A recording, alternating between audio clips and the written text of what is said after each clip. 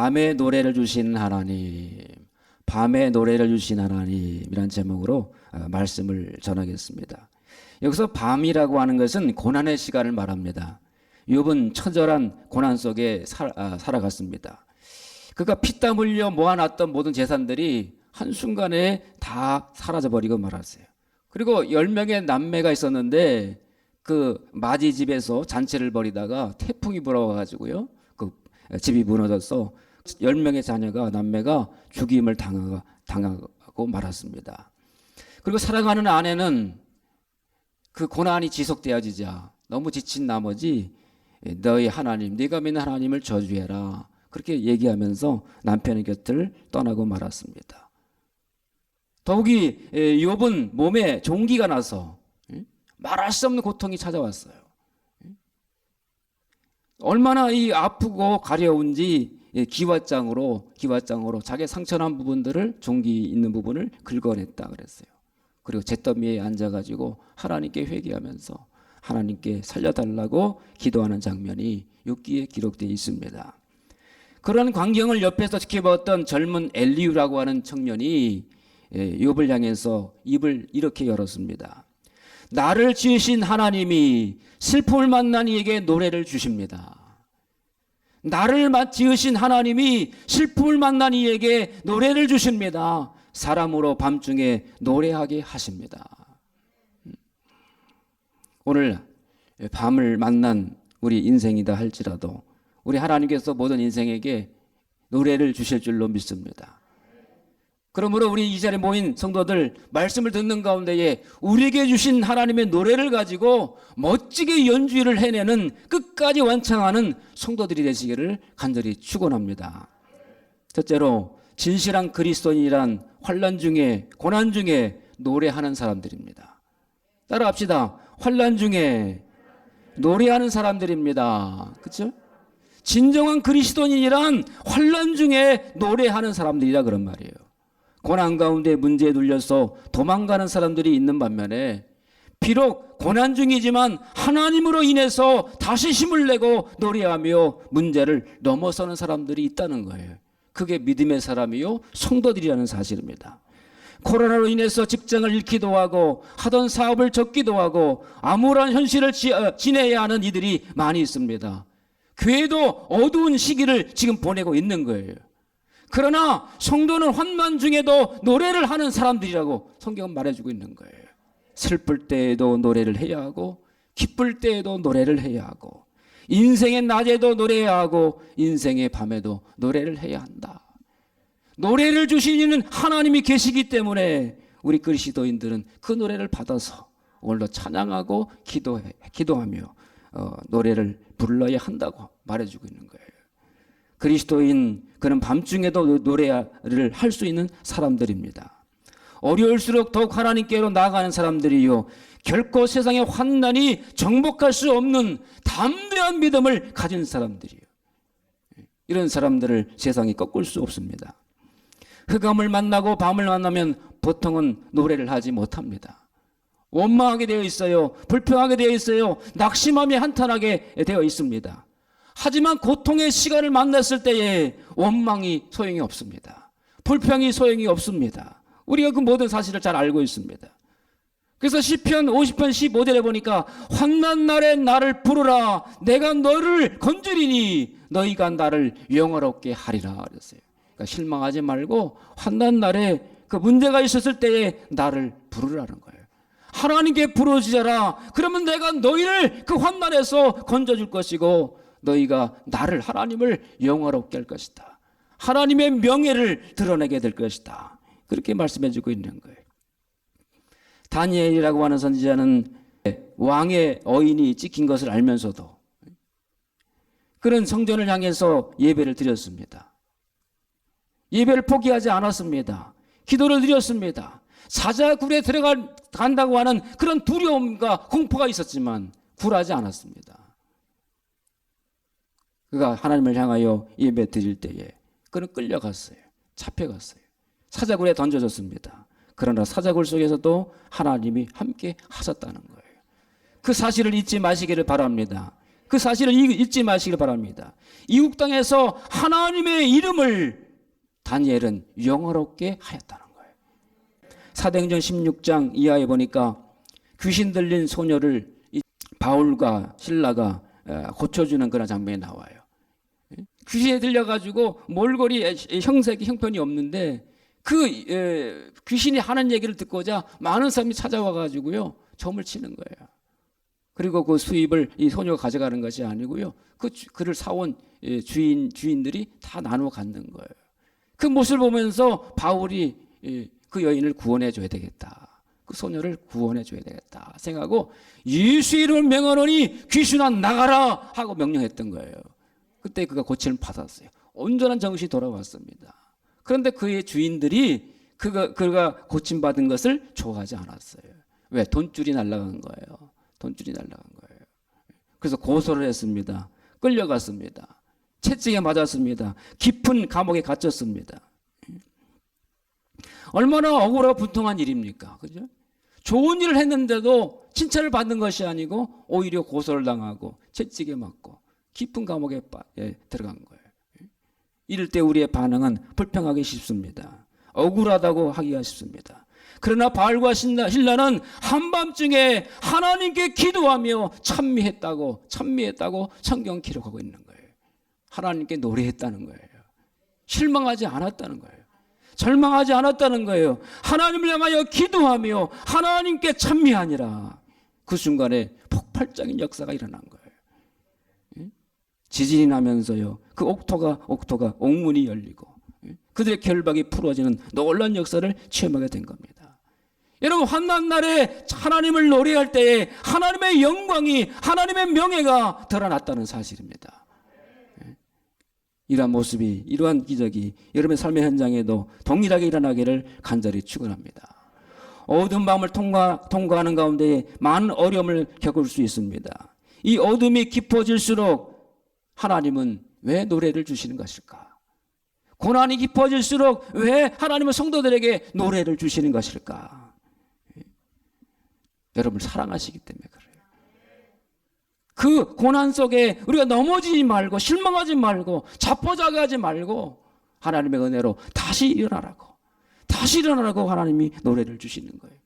좀 더 성숙해지고 좀 더 정결해지고 순금 신앙을 갖게 되고 하나님의 은혜를 더 깊이 알게 되고 인내를 배우고 삶이 깊어지는 그런 단계로 너희가 들어가라. 이렇게 우리를 이끌어주고 있는 거예요. 이런 이유로 어려움을 당할수록 성도는 어떤 모습을 보여야 됩니까? 어떤 자세를 가져야 됩니까? 더 버티고 믿음을 지켜야 한다는 거예요. 예? 어려움이 올수록 이런 사실을 알기 때문에, 그렇죠? 이런 결과를 알기 때문에 하나님이 왜 노래를 주시는가를 알기 때문에 우리들은 어려움이 있을수록 더 버티고 믿음을 지켜야 합니다. 세계 2차 대전 중 히틀러의 명령에 따라서 이제 독일 병사들이 유대인들을 잡아들였습니다. 얼마를 잡아들였냐면 600만 명을 잡아들였어요. 그리고 그들을 무참히 죽였어요. 폴란드 아이슈비츠라고 하는 그 수용소가 있는데 유대인 수용소가 있는데 거기에 정문에 이렇게 기록되어 있대요. 노동이 너희를 자유롭게 하리라. 그러니까 열심히 일하라는 거죠. 죽을 때까지 일하라는 거야. 그 쓸모없으면 가스실에 보내가지고 죽이는 거예요. 여자들 머리 길잖아요. 긴 머리카락을 가지고 이 군인들이 사용하는 그런 담요 같은 거 이런 것들을 만들고 하여튼 거기 아우슈비츠 그 소용소에 가면 너무 잔인한 모습들이 현장에 기록되어 있어요. 그런데 그러한 어려움 속에서도 절망 속에서도 어느 유대인이요 그 감옥벽에다가 이런 글귀를 적어놨다는 거예요. 나는 태양이 빛나지 않을 때에도 태양이 있음을 아노라. 나는 내가 사랑을 느끼지 못할 때에도 어딘가에 사랑이 있음을 아노라. 하나님이 침묵을 지키실 때에도 나는 하나님이 계심을 믿노라. 그런 글귀가 그 벽에 기록이 되어 있다는 거예요. 성도 여러분, 아우슈비츠의 감옥에 갇혀가지고 절망한 상태에 있는 그 유대인들에게도 포기하지 않는 믿음의 사람들이 있었다는 거예요. 하나님이 침묵하시는 이 시간에도 나는 하나님이 계심을 믿노라 그랬어요. 지금 세상이 어둡습니다. 먹구름이 꼈습니다. 그러나 먹구름 위에 태양이 있음을 우리는 아노라. 그러니까 절망할 수가 없는 거예요. 하나님을 믿는 사람들은 어떤 상황 속에서도 다시 일어날 수 있는 거예요. 하나님에 대한 믿음이 우리에게 있으니까, 하나님이 주신 말씀이 우리에게 있으니까 오늘도 우리는 노래할 수 있습니다. 에레미야서 15장 16절에 만군의 하나님 여호와시여 내가 주의 말씀을 얻어 먹었사오니 주의 말씀은 내게 기쁨과 내 마음의 즐거움이로다. 주여 내가 말씀을 얻어 먹었습니다. 그러므로 내 마음속에 기쁨이 있습니다. 내 마음에 즐거움이 있습니다. 나는 절대 절망하지 않습니다. 그렇죠? 말씀을 먹은 사람들의 자세예요. 그렇죠? 이사야서 45장 15절에도 구원자 이스라엘의 하나님이요 진실로 주는 스스로 숨어 계시는 하나님이시니이다 그랬어요. 이사야가 볼 때에 하나님은 어떤 분이에요? 스스로 숨어 계시는 하나님, 스스로 정체를 드러내지 아니하신 하나님. 세상이 종말이다, 세상이 끝났다, 어려움이 임하고 있다, 이런 상황 속에도 하나님은 아무 말씀도 안 하시는 거예요. 모습을 드러내지 않는 거예요. 그 속에서 이사야는 침묵하시는 숨어 계신 하나님을 봤다는 거예요. 그러나 이사야는요 절망하지 않았습니다. 하나님이 정체를 드러내지 아니하시고 역사에 개입을 안 하시는 것처럼 그의 눈엔 보였어요. 그러나 그는 실망하지 않았습니다. 하나님으로부터 오는 노래가 있었기 때문에 그래요. 하나님부터 오는 말씀이 그에게 있었기 때문에 그렇습니다. 그리고 그는 실망하지 않고 소망이 있는 미래를 선포합니다. 메시아가 오실 것이다. 하나님이 이루실 그런 새로운 세계가 펼쳐지게 될 것이다. 그러면서 미래를 노래했던 사람이 바로 이사야 선지자였다는 거예요. 비록 숨어 계신 것처럼 느껴지지만 그럼에도 그 하나님은 오늘 여러분과 함께 계시는 거예요. 여러분을 사랑하시기 때문에. 요셉은 13년간 밤을 만났던 사람이에요. 13년간. 더 이 신세가 나아지지 않았어요. 17살에 종으로 노예로 팔려가가지고요. 13년, 30살이 될 때까지 뭘 했습니까? 여러 가지 우여곡절을 고난을 겪었던 사람이에요. 그 순간이 점점점 나아진 것이 아니고 점점 그의 삶이 어려워졌어요. 그때는 어떻게 했습니까? 감옥까지 갔죠. 누명을 쓰고 감옥에까지 갔어요. 그 순간에 하나님은 어떻게 했어요? 침묵하신 것처럼 느껴졌다 그 말이에요. 하나님은 안 계신 것처럼 느껴졌다 그 말이에요. 한 번도 요셉의 인생에 하나님이 개입하신 적이 없어요. 그 13년 동안에. 그런데 성경은 말합니다. 요셉이 하나님이 함께 하심으로 형통한 자가 되었다고 말해주고 있는 거예요. 우리 눈에는 하나님이 안 계셔요. 하나님이 안 계신 것처럼 보여요. 침묵하시는 것처럼 보여요. 숨어 계신 것처럼 보여요. 그러나 요셉의 13년간의 인생 가운데 하나님은 함께 하고 계셨다는 거예요. 하나님의 뜻을 이루어가고 계셨다는 사실이에요. 그래서 문제를 만나는 순간순간마다 하나님이 숨어 계시지만 요셉의 인생은 불행으로 끝나지 않았습니다. 왜냐하면 하나님이 함께 하셨기 때문인 거예요. 하박국 선지자는 이렇게 노래합니다. 비록 무화과나무가 무성치 못하며 포도나무에 열매가 없으며 감람나무에 소철이 없으며 밭에 먹을 것이 없으며 우리의 양이 없으며 외양간에 소가 없을지라도 나는 여호와를 인하여 즐거워하고 나의 구원의 하나님으로 인하여 기뻐할 것이라. 이렇게 노래했어요. 여러분도 어려운 상황이지만은 이 하박국의 노래가 여러분의 노래가 되기를 간절히 축원합니다. 그래야 우리는 일어설 수 있는 거예요. 또한 밤중에 노래하는 사람은 인내하는 사람입니다. 우리 한번 따라합시다. 밤에 노래하는 사람은 인내하는 사람입니다. 그렇죠? 하나님이 인내케 하시는 분들이에요. 하나님께서 우리에게 어두운 밤을 허락하실 수 있습니다. 이때 많은 사람들이 우울증에 빠져요. 절망에 빠집니다. 두려움에 빠집니다. 때문에 지친 어둠 속에서 노래하기가 어려워요. 왜? 사방을 돌려봐도 소망이 없으니까. 길이 안 보이니까 노래할 수가 없습니다. 우리에게 남은 것은 고독과 외로움과 눈물뿐일 수가 있어요. 이런 상황 속에서도 눈물로 하나님께 노래를 해야 한다는 거예요.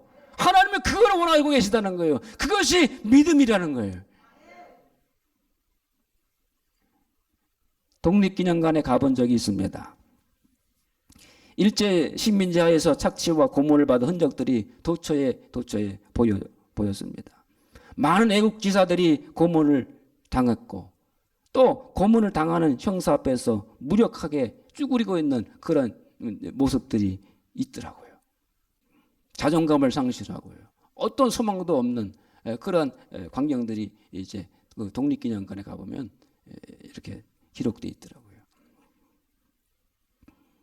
그런데 여러분, 우리가 이런 고난이 빨리 끝나지 않고 좀 장시간 장기화될 때 사람들은 대체적으로 상황과 타협해 버립니다. 돌아오질 않아 하나님께. 하나님께 돌아오지 않고 그냥 떠나버리는 거예요. 떠나버리는 거예요. 우리는 이렇게 이야기를 하죠. 좋은 게 좋은 거야. 버틴다고, 내가 인내한다고 뭔가 바뀌는 게 있는가? 아무것도 없을 거야.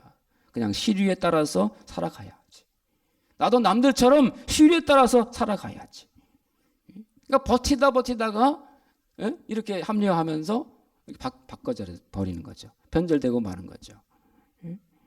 일제시대 때 변절한 사람들의 변명을 들어보면 다 동일해요. 이런 시절이 올 줄 몰랐습니다. 그러니까 해방이 될 줄 몰랐습니다. 이렇게 빨리 올 줄 몰랐습니다. 알았다면 그런 선택을 우리가 했겠습니까? 대부분의 일제시대 변절했던 사람들이 그런 이야기를 하는 거예요. 이렇게 빨리 올 줄 몰랐다고요. 28 독립선언서를 작성했던 이광수라고 하는 소설가도 문학가도 처음에는 애국운동을 하고 감옥에 갇히기도 하고 고문을 받기도 하고, 그런데 너무 이게 35년 동안 식민지가 지속이 되니까 도중에 변절이 된 거죠. 문학가엔 서정주라고 하는 유명한 문학가가 있잖아요. 그분도 마찬가지. 다들 하는 얘기가 이렇게 빨리 올 줄 몰랐다. 알았다면 그런 선택을 우리가 했을까? 그러나 분명한 것은 하나님의 나라는, 하나님의 뜻은 역사 속에서 반드시 이루어진다는 거예요. 낮이 있으면 밤이 오듯이, 밤이 지나면 낮이 온다는 사실은 진리인 거예요. 여러분, 밤이 지속될 것 같죠? 그러나 그렇지 않습니다. 밤은 지나고 아침은 오게 돼 있는 거예요. 이게 하나님의 법칙이요, 진리인 거예요. 그러므로 밤이 지속된다고 실망한 이유가 없어요. 왜? 하나님의 법칙 가운데는 뭐예요? 밤은 지나가게 돼 있는 거예요. 밤은 지나가게 돼 있는 거예요. 그러므로 성도는 고난 중에 오히려 하나님을 찬송하고 노래할 수 있는 거예요. 상에 따라 변하는 신념이 아니라 진리 위에 선 인생이 그러므로 되어야 한다는 거예요. 그렇죠? 상에 따라 움직이는 것이 아니고 진리와 말씀에 선 인생이 되어야 한다. 왜냐하면 역사의 주인은 사람이 아니라 하나님이시기 때문에 그래요. 그분은 역사를 열기도 하시고 닫기도 하십니다. 여러분, 이것이 믿어지십니까? 하나님 역사를 닫기도 하시고 열기도 하시는 분이에요. 여러분의 인생의 문을 열기도 하시고 닫기도 하실 수 있는 분이에요. 여러분, 이런 것이 믿어질 때에 우리는 궁극적인 승리를 품을 수가 있어요. 그 비전을 품을 수 있어요. 하나님의 나라, 하나님의 뜻, 하나님의 의가 반드시 궁극적으로 승리한다. 의의 최후의 승리를 믿으며, 의의 최후의 승리를 믿으며. 그리고 감리교 교리적 선언의 마지막이 그거예요. 의의 최후의 승리를 믿으며. 그랬어요. 그래야 우리는 이 세상에서 믿음으로 승리할 수 있는 겁니다. 성도 여러분, 의의 최후의 승리를 믿으십니까? 그러면 밤은 지나갈 거예요. 밤은 반드시 지나갑니다. 한 가지 예화를 드리면서 오늘 말씀을 마치겠습니다. 어떤 부부가 있었는데 남편은 교회를 다니지 않았어요. 근데 교회 다니는 것을 반대는 안 했어요. 열심히 일만 하는 사람이었어. 열심히 일만 하는 사람이었어. 그분이 공장을 운영하면서 이제 잘 됐던 것 같아요. 그래서 부인이 이제 교회에 다니면서 하나님 우리 남편을 구원해 주세요. 마음은 착한데 예수님을 영접하지 않습니다. 그러니까 하나님 우리 남편 구원해 주세요. 이제 그런 생활이 지속됐던 거예요. 남편도 공장이 잘 되니까 즐거워하고. 근데 어느 날 그 공장에 불이 났던 거예요. 아무것도 남지 않았습니다. 아무것도 남지 않았을 때 그 남편이 이제 이런 생각을 한 거예요. 소망이 아무것도 남아있지 않다. 그러면서 절망하고 있었어요. 근데 그 부인이 이제 믿음의 아내잖아요. 그러니까 이제 교회로 달려간 거예요. 교회로 달려가가지고 하나님께 울면서 부르짖어 기도했던 거죠. 하나님 믿음으로 살려고 하는데 왜 이렇게 힘들까요? 믿음으로 살려고 하는데 왜 이렇게 인생이 힘든 겁니까? 믿음으로 버티려고 해도 마음이 너무 아픕니다. 남편이 불쌍합니다. 믿음으로 살려고 하는데 왜 이런 시련이 옵니까? 이렇게 하나님께 넋두리를 하고 있었어요. 그때 문득 이런 생각이 그를 스쳐갑니다.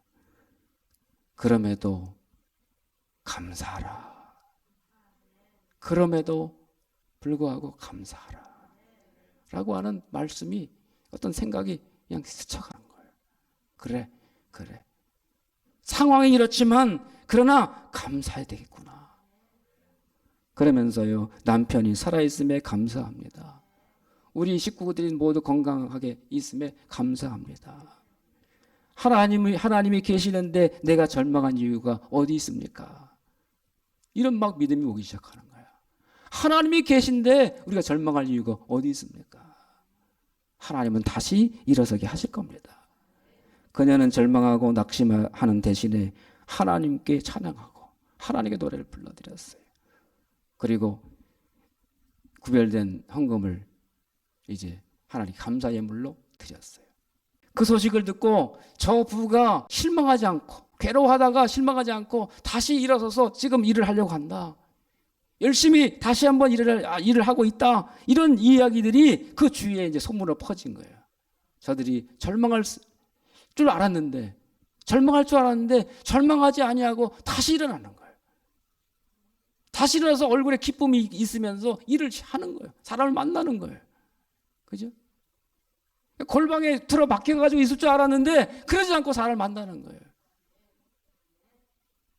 그리고 감사합니다. 많은 사람들이 감동을 받은 거예요. 그래서 친지뿐만 아니라 교인들, 동료들이 모금을 하기 시작했어요. 저 사람은 반드시 도와줘야 된다. 그래서 이분이 회복되니까 너무 감사하니까요. 봉고차를 사가지고 이제 차를 운행하면서 그렇게 신앙생활을 했다고 그렇게 고백을 하더라고요. 성도 여러분, 밤을 만났을 때 노래할 여유도 또 힘도 없지만 우리는 다시 일어나서 하나님이 주신 노래를 멋지게 연주해야 합니다. 멋지게 연주하십시다. 그리고 주신 노래를 끝까지 완창하십시다. 눈물 속에 드려지는 찬양을 오늘도 주님은 기뻐 받으실 거예요.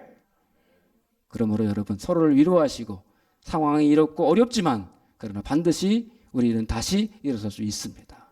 할렐루야. 서로 한번 격려합시다. 다시 일어설 수 있습니다. 밤은 지나갑니다. 할렐루야. 감사하십시다. 할렐루야.